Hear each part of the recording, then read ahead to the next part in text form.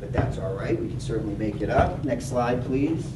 So this is a unique opportunity that we take once a year for our annual certification training requirements, in which every recruiter and retainer in the nation comes together in one location to learn about where we are today, where we need to be in the future so we can be successful. But what we found to be true is when you are able to come together as a group and interact, the networking, the ability for leadership to listen and learn from each other in one location together physically is where the magic happens. The market as a whole correlates with the employment rate. So when the employment rate's going down, it gets harder to recruit non-prior folks off the street, so the folks that don't have military experience. And depending on what the active duty forces are doing, that changes the rate of experienced folks that we get off of active duty that are coming into the Air National Guard.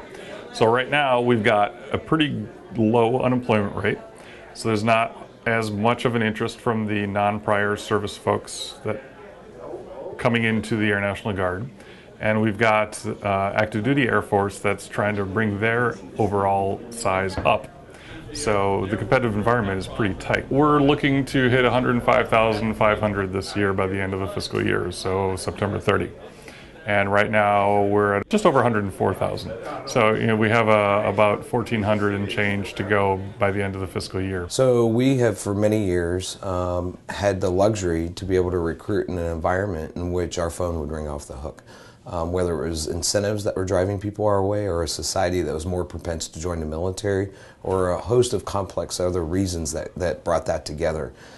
Things have changed. Our incentive program is not as competitive as it used to be, and with that, and we have less money to work with, less resources. We have to change our approach to be more proactive, going out into our local communities and finding the quality individuals to join the Air National Guard, rather than waiting on them to come to us. And that's a shift that we are working towards, called the sales-minded sales force. Our society is ever changing, and with it we need to change, whether it's technology or technique, come together to learn those things so that we can continue to be viable into the future.